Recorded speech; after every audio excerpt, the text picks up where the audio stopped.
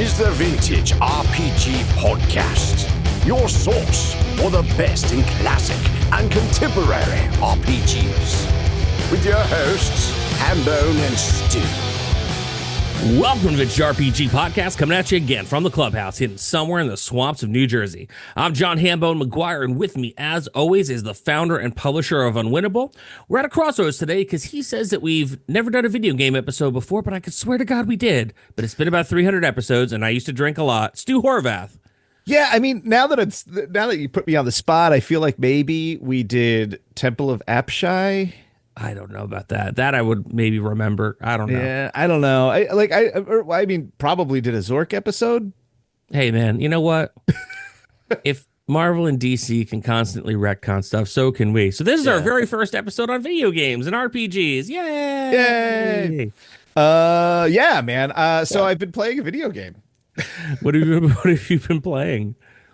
Space Marine 2, Warhammer 40K, sort of third-person action shooter, shoot 'em up, and wow! It came out last year, I think, last fall. I'm having a lot of fun with it. I mean, back in the day, you used to love shooters. You know, I did. You used to really enjoy it until it just became untenable. Well, I think that I feel like games got very samey, and I think there's a lot of reasons for that, just in terms of the way the marketplace has evolved, with shorter and shorter development times, you know, bigger games, sort of these templates that they've settled into, and how to put a game out and make an X amount of money back. The fact that there's no like full-time staff anymore, it seems like everybody gets laid off after the project's over, and all that stuff sort of has created a certain type of game has been coming out for the last 5-10 years. Not that long, 5 to 7 years. But every once in a while, something comes out and it catches my fancy, and the Space Marine 2 caught my fancy. I have, like, we've talked about this before. I have a arm's length relationship with Warhammer generally. I like the old stuff. I think that the newer stuff has sort of strayed from the aesthetic qualities that I really enjoy of the original iterations of the game. But there's still something to be said for the amount of lore and just the expansive world building and everything that has gone into that, making that universe, both the fantasy and the sci-fi universes, sort of like come together and come alive for a lot of people. And I have to say, I Space Marine 2 has really, like, I really am not going to start playing Warhammer the game. I'm not going to paint their miniatures. They're too expensive. They're plastic too, and I'm not sure that I'm just interested in painting miniatures that way. But I appreciate it just like 30% more than I did before I played this game. So basically, it's a sequel to a game from, I don't know, 10 years ago. It was Space Marines versus Orcs was the first one. I remember that one. I do remember that one. Yeah, he had the chainsaw sword, and it was great. I only played a little bit of it because it was janky as hell. And I was also like way more into like covering video games at the time. So I just never had the time to devote to it that I do now. It was sort of like loved enough to get a sequel. This one came out, and I play with the Unwinnable folks, editor-in-chief David, and my co-owner Sarah, who's also on Games People Play. We play shooters all the time, just online. Like it's like our ongoing board meeting is shooting various villains on PlayStation online gaming. We've sort of fallen off a little bit just because people have been busy, but like this is a unit of 3, and like it feels right. David kind of dragged me into it, and it's great. There's so much. I mean, it's Warhammer. It's constant war. You're a Space Marine. The opponents in the game are primarily Tyranids at the beginning. Spoilers for a year-old game. Chaos is involved later. It's my favorite chaos. There's Tzeentch cultists, and the traitor Astartes is the Thousand Sons, who have like the Egyptian vibe. Oh, they're so cool. Like they're like teal and gold, and it's like a really nice color combination. But they also have like their helmets have like these sort of stylized striped Egyptian headdresses. And they're rubric Marines, which are, see, this is what I'm talking about. Like, I know more about Warhammer than I let on. And when confronted with Warhammer in a video game, I'm suddenly like, ooh, this stuff is really great. So rubric marines, God, how do you do this? So 10,000 years ago, Horus led the uprising against the Empire, right? The Right. Emperor. And when he does this, he's corrupted by chaos. And when he rebels, he takes half of the Space Marine legions with him into chaos. And each one of their primarchs is sort of corrupted in different ways, and they all have after Horus is defeated and the Emperor asserts his autonomy again. The Chaos United breaks up, and all of these different legions sort of start pursuing their own chaotic things. So the Thousand Sons are all Tzeentch sorcerers, or they're rubric marines, which are there's nobody in the suit. It's just chaos energy and dust that sort of animates the suit. Oh, I so love cool. that. It's so That is so cool. good. They are Yes. like the coolest, and it's just interesting. And dude, when you hammer into these guys, so it's basically it's a shooter, but like there's a lot of hand to hand combat because like they really want you to get up close and use those chainsaw swords and the power blades. And my favorite is the hammer because it hits like a brick, man. It's just it's so satisfying, and like you're so big. I'll get into the bigness in a second, but like once there's this thing that's come out of I think primarily Doom, but maybe a little bit out of Gears of War way back in the day. It's called the glory kill. You weaken a foe to a point where he's staggered, you run up to him and you do something and it's like, yeah, it's like a fatality in Mortal Kombat, right? Yeah, like a finisher. Yeah. And that's like, it never gets old in Space Marine. Like, even though the animations are often, there's maybe like 5 or 6 for each, individual unit that you could, do this to. Like I could do it forever. And basically when you do it to the rubric marines, you're pulling off a part of their armor, and letting their energies escape. So my favorite is when like you kind of like give them a like a kick or a punch to the stomach and it doubles them over. Then you grab their helmet and you pull the helmet off, and there's just like this fire of teal and pink. Basically, Tzeentch's colors are pink and cyan. And there just sparks like shoot out like a geyser, and then like the whole thing collapses, and it's just like it's so cool. Everything is really big and chunky and thunky, and like you get like you feel really powerful and heavy. It's really neat. I know a lot about Space Marines and stuff, but I didn't really. One of the first things I realized when I was playing the game, I was like, David, we're huge. Like you walk through the spaceship and there's other guys. There's like there's enlisted like royal soldiers, imperial soldiers whose home planet was destroyed, and they become sort of the rank and file regular human military. And there's also the Adeptus Mechanicus, who are Martians who research alien tech. They're guys in robes, usually with cybernetic components, and they usually have like a floating skull that like follows them around. But they're both regular human size. You, as a Space Marine, a genetically modified beast, War Hulk, are like twice their size. I mean, dude, anytime you go to a convention, right, you see people walking around, and it's like a shed that you put in your backyard, but a human in a friggin' suit, and that is, from what I have been told, the actual legitimate size of what a Space Marine is in one of these games, or is intended to be.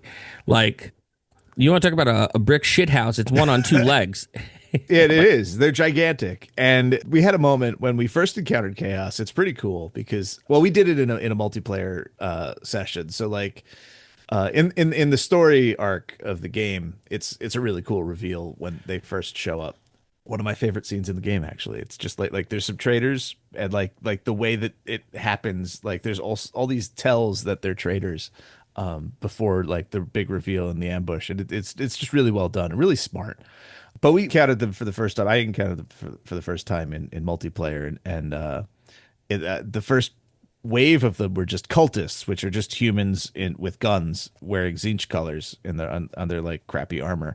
And you don't even have to shoot them. You just run up to them and they explode in a bloody mist. I love it. It's so good. I cackled so hard.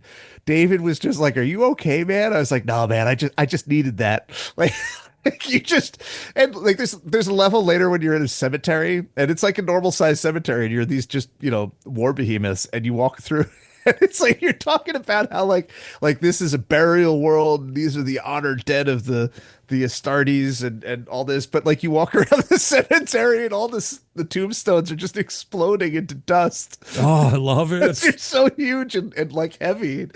And then then the fighting starts and it gets even worse. It's amazing. The game wastes no time. The story mode is, I don't know, maybe 15 hours, 12. It felt like 12. Very brief, like just moves at a pace. Story's well written. Doesn't care if you know Warhammer. Like it's just like, we're going to do stuff. It's going to look cool. And if you get the lore, it'll be a richer experience. But like, we're not going to stop to explain this stuff. It's like, you're just going to pick it up. There's traitors. They're bad. There's us. We're less bad.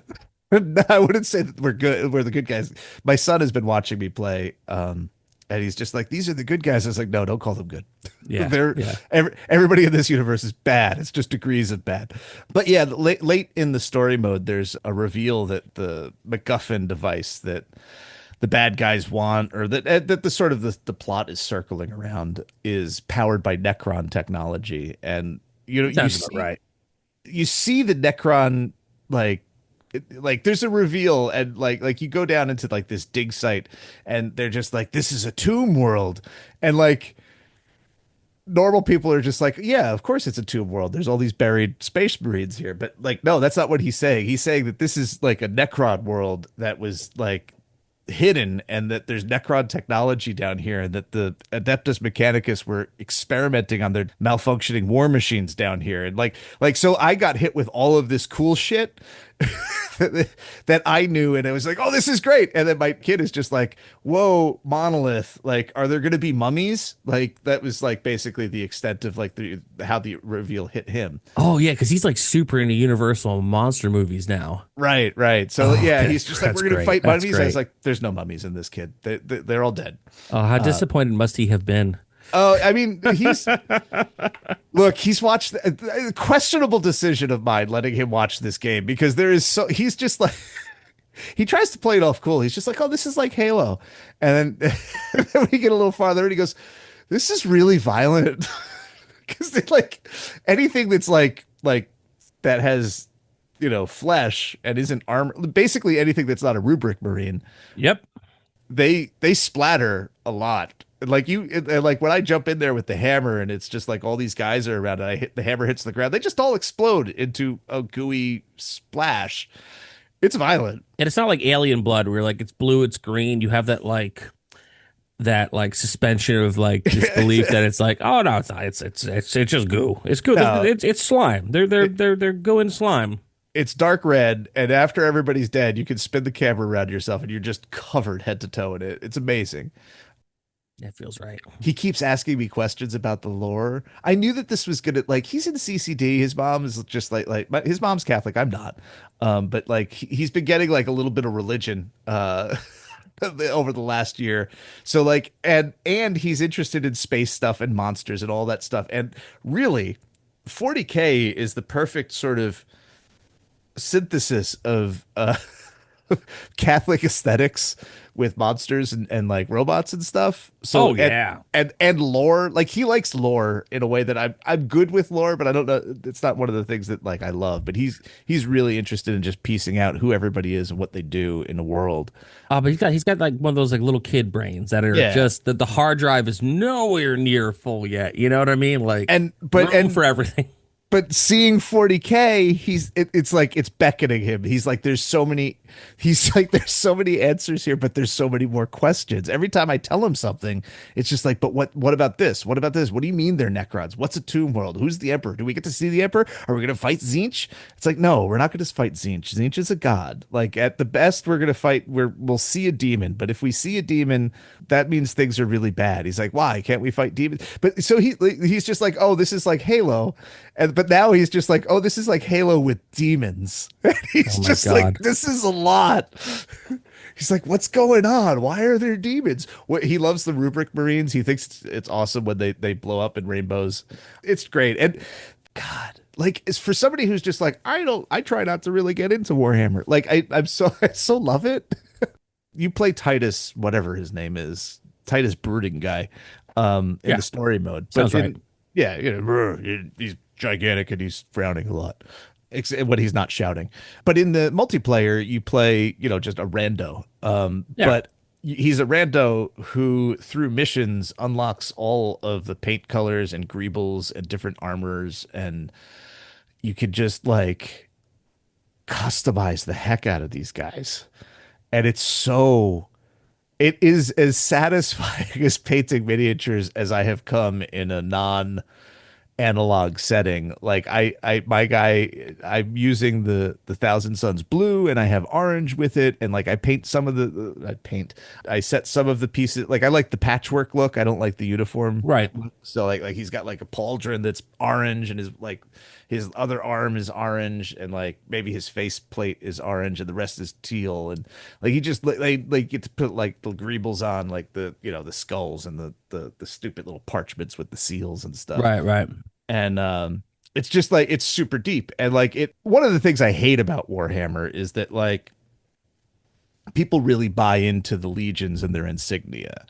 And I have encountered, and maybe this is not the case broadly, but I have encountered people who are into Warhammer and get really uptight about unit accuracy, like a lot. And I think I have heard tell that people don't like this game necessarily for the multiplayer because, oh well, you're from different legions. Like you could like have like a space wolf hanging out with like Alpha Legion or whatever. I guess that's a traitor legion, right? So that wouldn't happen. But like because you're like, I want my guy to look cool the way I want him to. But like Warhammer's like nerds are like, no, only space wolves fight with space wolves.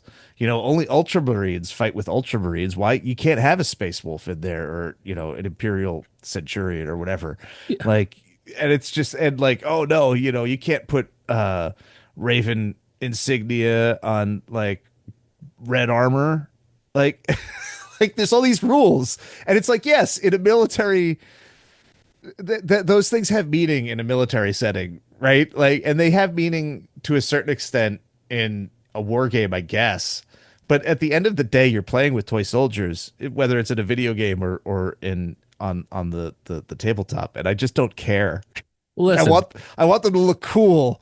I know, but a war gamer, whether it is Civil War, whether it's Space War, a person who's into war games has been all about accuracy since Christ left Pittsburgh. Yeah, you know what I mean? Like it's like one of those things where it's like, imagine having such a depth of knowledge and OCD at the same time. Yeah. Like that's a hard thing to reconcile, man. I've been there for different things, but like, accuracy is very important to a lot of people and sometimes hard to let go of, but this is fun.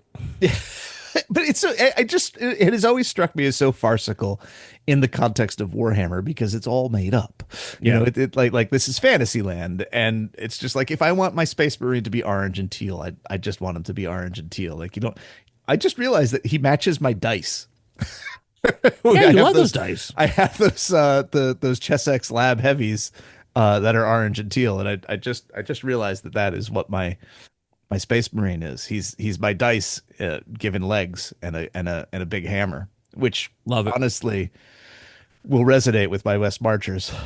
Yeah, no, it's a fun game. I think it's great. It's intense. Like the multiplayer gets difficult and bracing. Like they have a siege mode, which is like, I'm still working on.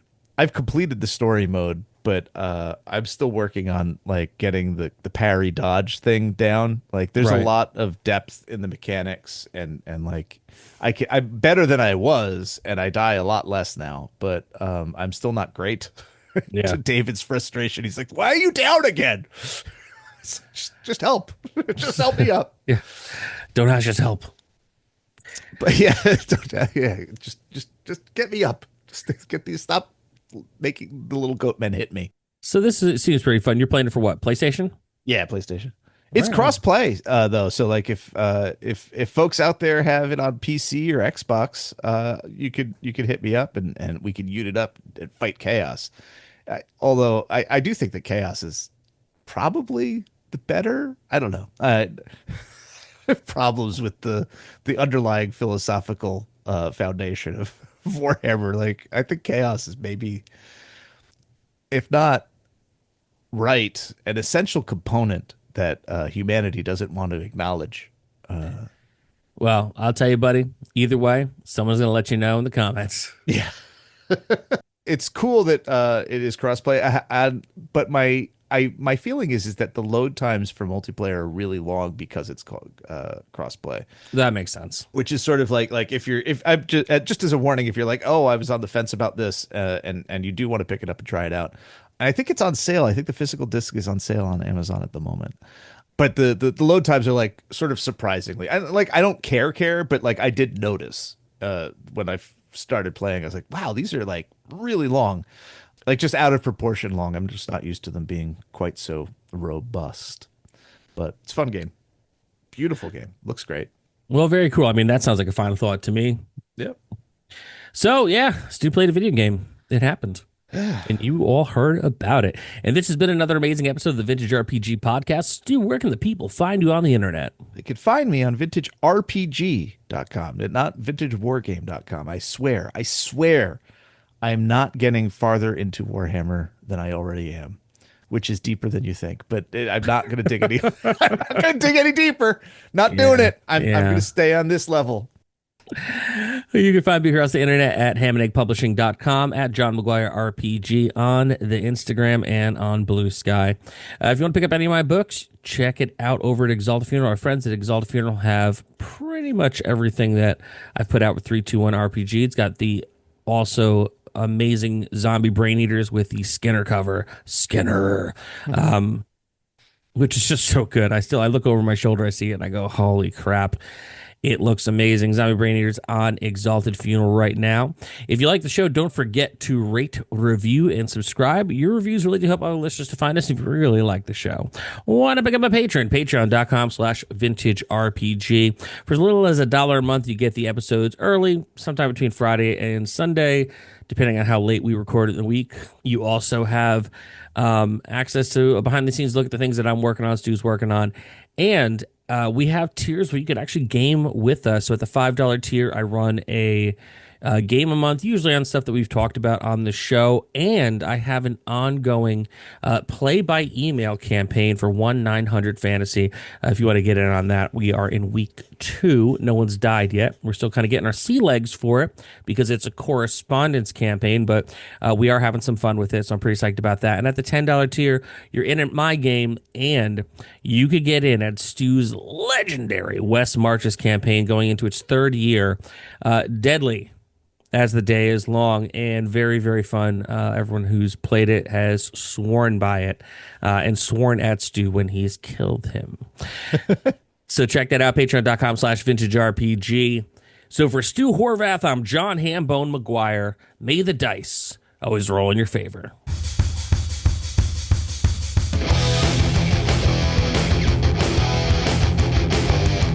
Thanks for listening. The Vintage RPG Podcast is a ham-fisted production. Music by Dead Go West. Art by Schaefer Brown. Edited by R. Alex Murray. Check us out at vintagerpg.com.